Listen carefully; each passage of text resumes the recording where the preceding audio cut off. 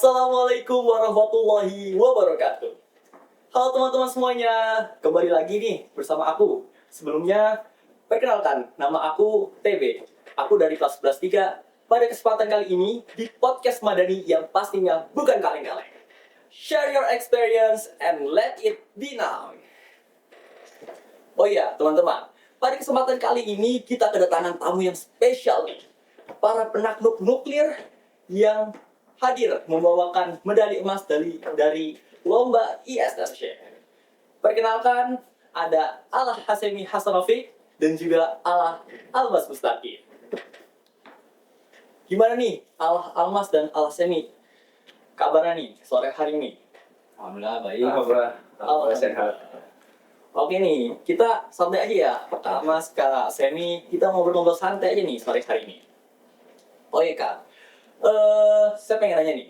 Kan kalian nih kemarin nih barusan menjuarai nih lomba karya tulis ilmiah yang pastinya mengandung unsur tentang tema nuklir. Jadi apa sih latar belakang kalian memilih tema yang ada unsur nuklir gitu nih?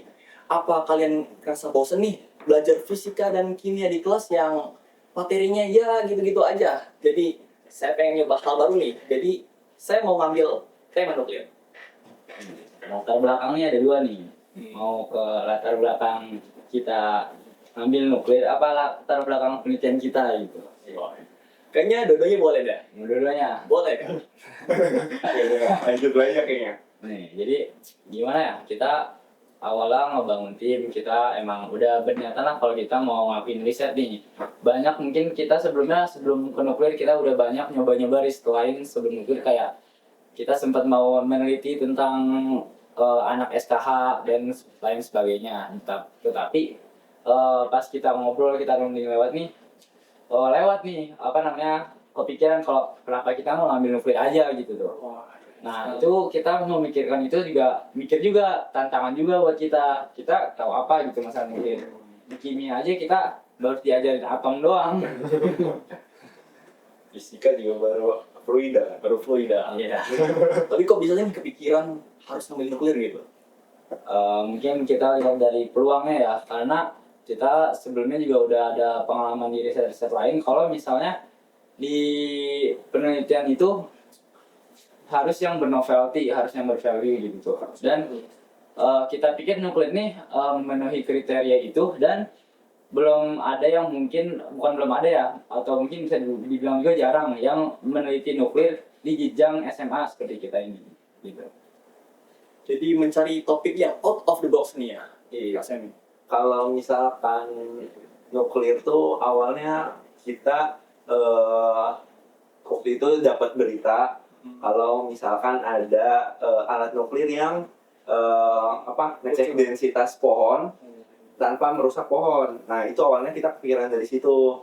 Nah dari situ kita coba reach out lagi, kita coba gali lagi di mana gap research yang bisa kita ambil, apa yang bisa kita buat hal baru gitu, apa yang bakal bermanfaat buat kedepannya nanti dari riset kita gitu.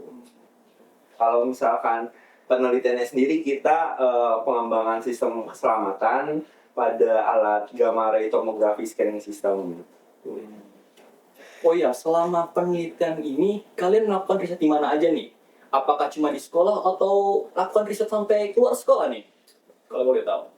Tentu kita ngelakuin riset di luar sekolah ya, karena kan kita perlu informasi dalam kita meneliti itu, kita perlu informasi eksternal, informasi internal yang mungkin bisa membantu gitu. Dan untuk itu kita mencoba mengajukan proposal untuk melakukan observasi tentang alat-alat nuklir yang ada di BRIN gitu. Nah di situ kita ajuin, dan alhamdulillahnya itu bisa tembus dan kita diperkenankan untuk berkunjung ke sana dan melakukan observasi untuk kita melakukan inovasi penelitian kita gitu.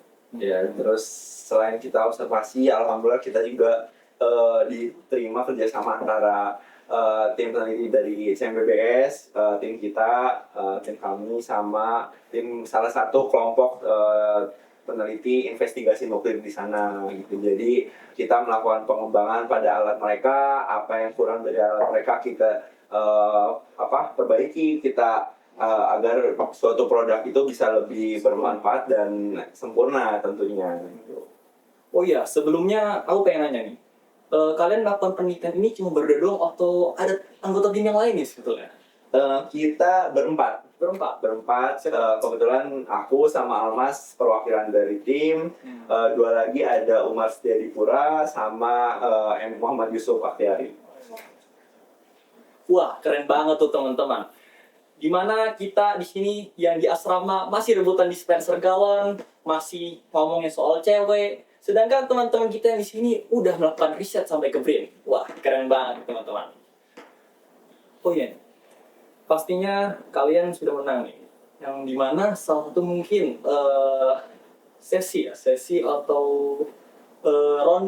rondenya itu ada ronde penjurian dan juga ronde presentasi nih. Kira-kira kalian gugup atau enggak, nervous kan nih pas di penjurian di tingkat nasional, yang dimana pastinya di tingkat nasional ini dihadiri oleh puluhan hingga ratusan peserta dari seluruh Indonesia. Kalau misalnya gugup ya pasti mungkin ada ya.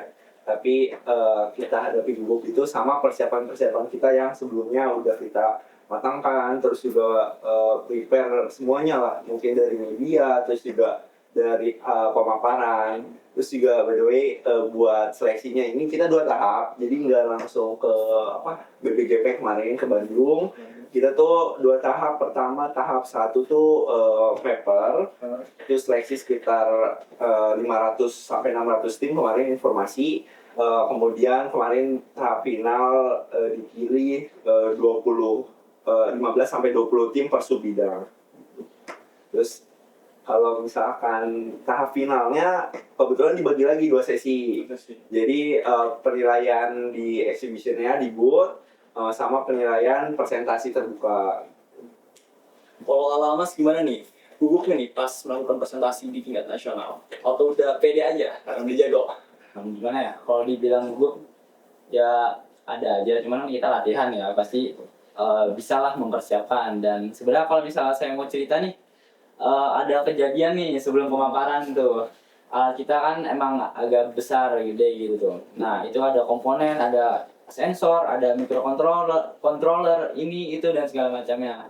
Di berapa ya, hamin setengah jam kayaknya mas. Setengah jam boot ya? Hamin Iya. setengah jam di situ tuh microcontroller kita tuh mati, kebakar gitu. Kebakar. Itu kita bingung nih, aduh udah jauh-jauh ke Bandung, udah pokoknya udah effort segala macam. Kita presentasi nggak nunjukin alat kita yang kita bangun 2 bulan lebih gitu tuh. Di situ mah kayak udah bingung gitu kepala semuanya kayak udah harus mikir gimana caranya gitu. Nah kebetulan saya kan di bagian prototypingnya yang ngebangun sistemnya. Nah di sini tuh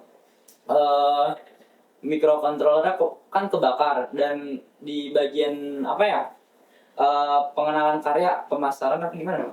Ya pemaparan karya di booth orang lain juga, itu kebetulan alhamdulillahnya ada microcontroller yang sejenis sama penelitian kita. Nah itu emang kita mikirnya satu di situ, kalau nggak kita beli lagi, di ngejar waktu buat ngebeli lagi, pinjam dari orang lain. Nah kebetulan saya muter 2 kali booth, ketemu tuh yang mirip microcontrollernya. Nah di situ akhirnya kita nego dulu kan, kita istilahnya nanya dulu alatnya kayak gimana. Ternyata mereka punya cadangannya. Nah kita kan kebetulan emang pas lagi nggak bawa cadangannya. Nah kita pinjem, alhamdulillah dikasih baik gitu. Kita pakai, dan setelah kita pasang segala macam, berapa menit kemudian Yuri datang ke booth kita. Itu alhamdulillah Berarti pas banget ya? Itu lumayan Menegangkan. Chaos ya, parah. Chaos itu parah. Terus Hamin 1 tuh banner ya, banner, banner kita kakinya tuh hilang 1. Iya. Waduh, kemana tuh? Itu kan jadi pas awal kita bawa perjalanan, kayak kita rasa udah lengkap nih. Pas nyampe sana, pas saya yang buka, ini kok nggak nyambung ya, kakinya kemana nih? Terus kayak aduh hilang, kita nyari di kamar, nyari di mobil juga nggak ada. Terus ya udah terpaksa kita nyari tuh. Waktu itu aku yang keluar, sore-sore kita keliling nyari, itu udah mulai pada tutup juga kan, tapi alhamdulillah masih ada rezeki, ada kakinya gitu loh, lumayan itu. Ya yang pasti ada aja lah tantangannya gitu, nggak menduga-duga entah kita di sono kayak gimana, kayak gini, kayak begitu gitu tuh. Ya mungkin lebih dipersiapkan lagi aja gitu kalau misalnya ikut kayak gini gitu ya. Wah, keren banget nih teman-teman. Ini baru namanya meledak karya, bukan meledak lab, apalagi meledak mantan. Oke, Kak Semi dan Kak Almas, kita masuk ke sesi yang mulai serius nih. Oke. Jadi, menurut Kak Semi dan Kak Almas nih, kira-kira sebagai siswa lebih penting belajar atau berkarya? Atau dua-duanya harus balance nih, Kak Semi dan Kak Almas? Oke, teman-teman, sebelumnya kita sering keluar kelas bukan berarti kita nggak prioritasin pelajaran ya. Pasti Pasti. kita sekolah tuh tujuan utamanya belajar, Banyak. ikutin semua apa yang ada di sekolah, tapi yang nggak kalah penting juga pengalaman sama karya kita. Mau sejauh apa kita melangkah, mau gimana nih kita ke depannya, kita planning ke depannya mau gimana. Apakah dengan kita di kelas aja udah cukup dengan modal kita di kelas nanti untuk explore ke depannya di masa depan. Kalau misal ngomongin penting nggak penting, dua-duanya penting pasti. Tinggal atur skala prioritas mana, gimana kalian manage waktunya, terus gimana kita bisa apa ya, tetap punya prioritas buat sekolah, walaupun kayak di-spend sampai 3 hari, 5 hari, tetap kayak di sana tuh kita masih nyalingin belajar gitu loh.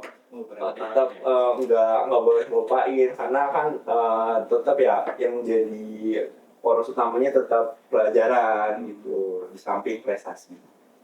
Gimana nih kalau Almas? Apa tadi? Berkarya sama belajar ya. Berkarya sama belajar.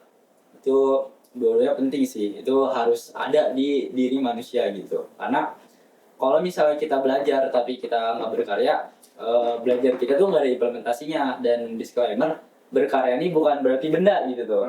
Berkata kita mengimplementasikan hasil belajar kita yang udah kita belajar lah, udah kita tanam gitu.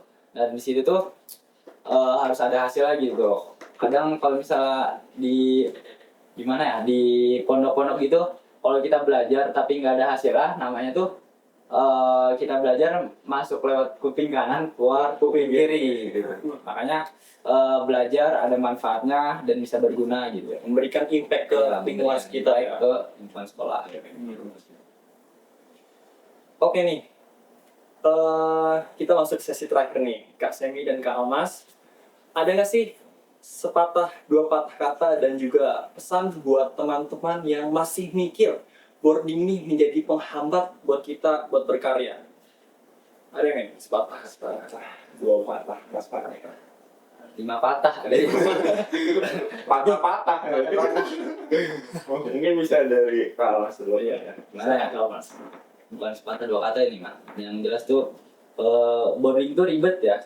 Ribet. Habis itu kita manajemen waktu segala macam, bahkan kayak hal kecil yang di boarding tuh, kita lagi jemur pakaian, kita lagi belajar, pakaiannya hujan, kita ngulang lagi, aduh itu ya tentang kehidupan lah ya, walaupun kayak gitu doang gitu tuh. Dan tapi itu bisa jadi pelajaran buat kita, yang dimana kalau kita boarding kita belajarnya 24 jam, dan itu tuh beda sama sekolah pulang pergi. Dan yang kita pikirkan tuh bukan kita belajar doang, kita belajar kita mau ngapain segala macam gitu, kita manajemen waktu, kita harus prioritasin dulu, kita harus makan, kita harus ngapain lah, itu di boarding tuh dipertimbangkan gitu. Waktu-waktu kecil kita mandinya segini, berapa menit, kita makan berapa menit, dan itu penting sih pasti. Dan juga kalau tadi pertanyaannya apa? Sepatah 2 kata. Juga pesan buat teman-teman semua. Pesannya? Ya mungkin gimana? Apa pesannya?